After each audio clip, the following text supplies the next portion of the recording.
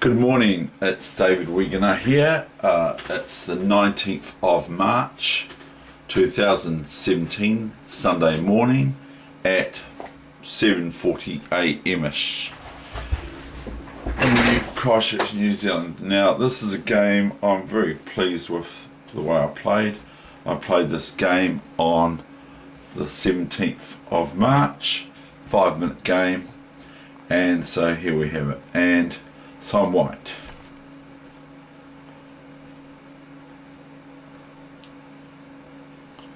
The wing gambit. The wing gambit in the Sicilian, which is quite good actually. It gets the game I like. Now it's not to say it's foolproof, but it gets the game I like to have as white. Or yeah. Now look at this move. H4. I'm already just about moved all my pawns again.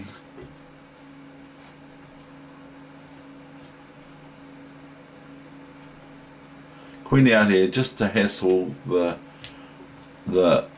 pawn here on G7, so to prevent black from developing and for me to carry on.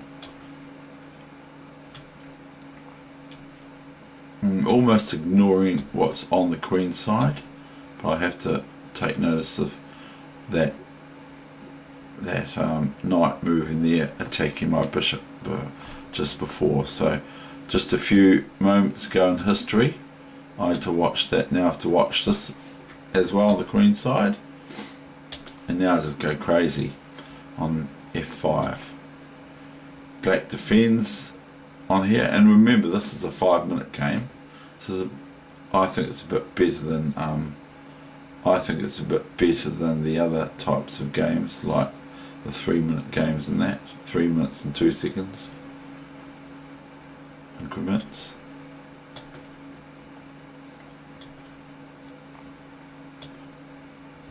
Now there's my first reasonably good move, and it's just because I've been talking about double checks and everything like that with you guys, just to remind me how powerful double checks are. So if bishop takes pawn, we've got knight takes bishop, and now we're threatening this as white. Not that it's our move yet. Black can play this, but then if they do, I can just go knight back to E3, or as the computer's suggesting, bishop E3, which is this. But if queen takes here, then we've got this startling check, which would really annoy black something rotten. And so it's check. I don't know what's saying it can take the knight, because it's check, double check with the knight on E7 and the queen on G4 attacking the king on C8. And also the knight is hitting this queen on, or the lonely queen on D5, as well as checking the king. So that's no good for black. So black does not take this pawn, which is a deadly sort of a pawn anyway.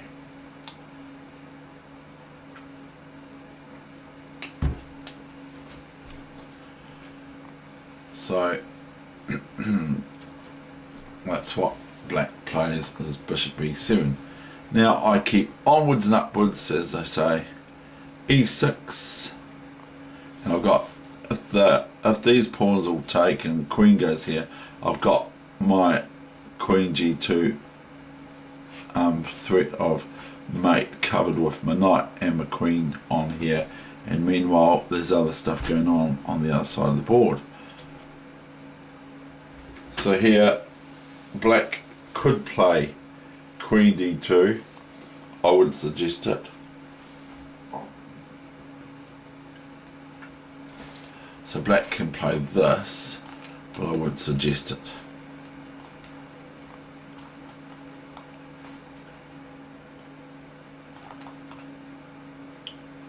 Also, and as the computer points out, it shows us the moves. There is a devastating blow to black's position, and black cannot play this, rook g2, because it shows what happens with the knight on f4. The red arrow shows knight g2, not queen g2, because then we're giving up our queen again, so because the bishop's attacking this pawn too. But just simply knight g2 if the rook takes here, and then after that we can take this bishop, or we can move up to e8, queen in, or put a rook on there or something like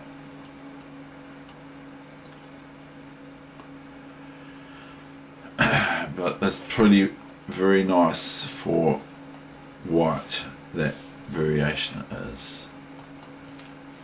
So de6, black played queen c7. So I'm being a real nuisance here, no joke. Now I go bishop e3, you see. So I'm stopping black winning the piece back on d2, which at the moment, if it was black's move, they've got this, even though it's not very nice for black after e7. Even if rook can take the d pawn, which it can't, it's not black's move again yet. But if they could, then white has e7, and if the bishop takes, then the knight takes with check double again. But that's not what I'd play anyway. I don't play that. I play bishop e3 here. And now comes rook d1, just to swap off, so I don't mind. That's okay. There's no rush, but there is sometimes. But there's no rush here. Rook d1, king b8, rook d7, queen c6, knight d4.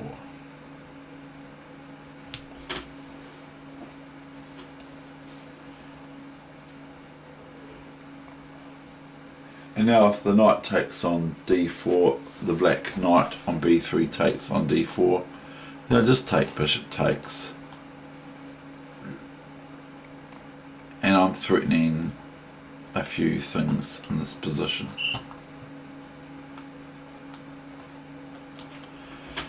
Now this is an active move for black.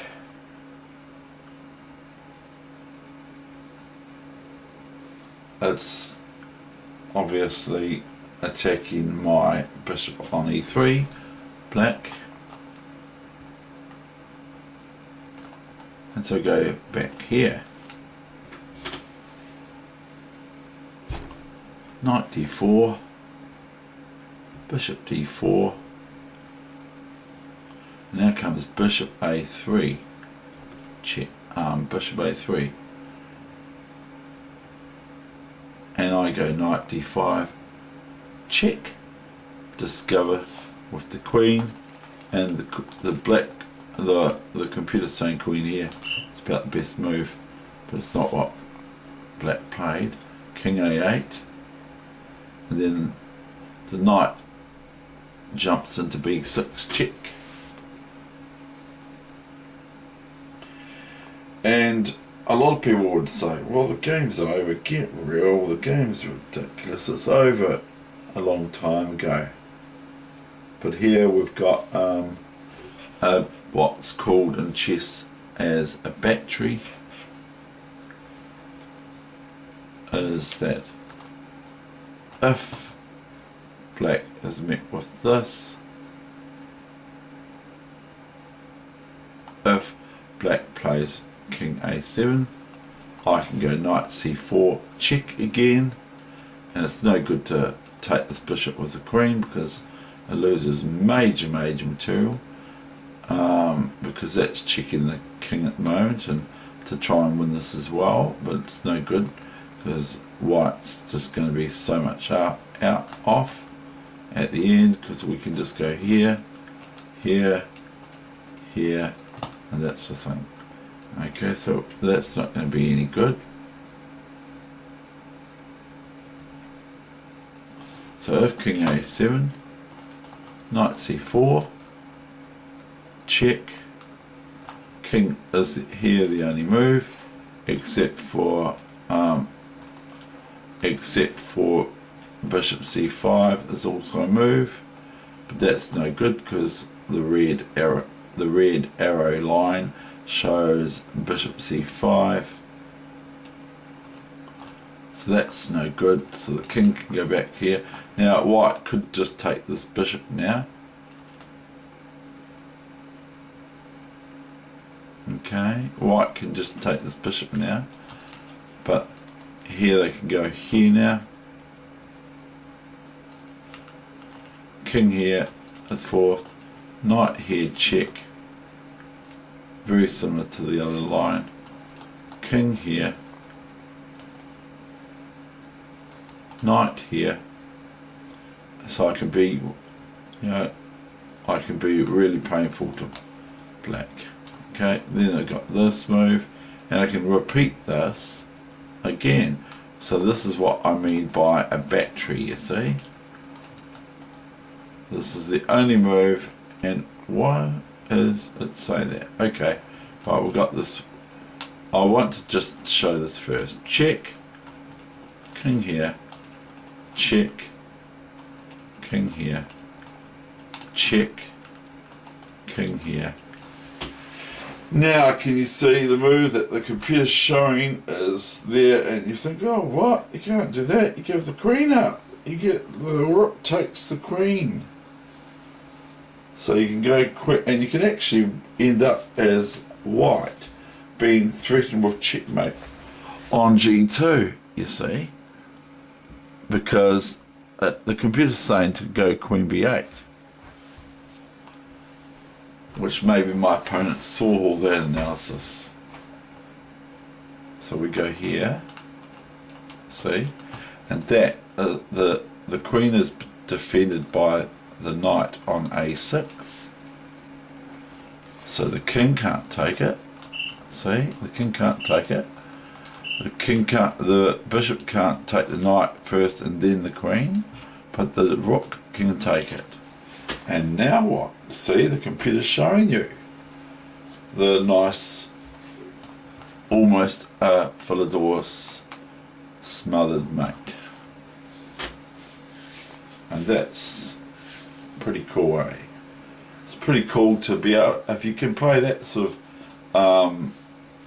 that sort of game, because I'd just like to say that I've put Lux on YouTube a number of times now, a few times, because I quite enjoy it.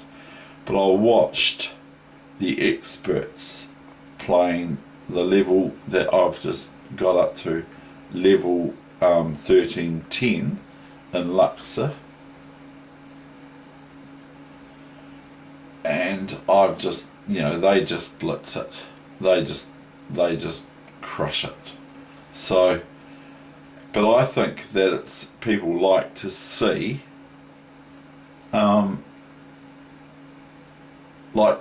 us having, like I have difficulty with the game. I've finished the game before, and that's the thing. But I like to. But I'm sort of, what I'm trying to say is, in a nutshell, I'm trying to say that people like myself or you or I or whatever can relate to certain things, but to other things we can't.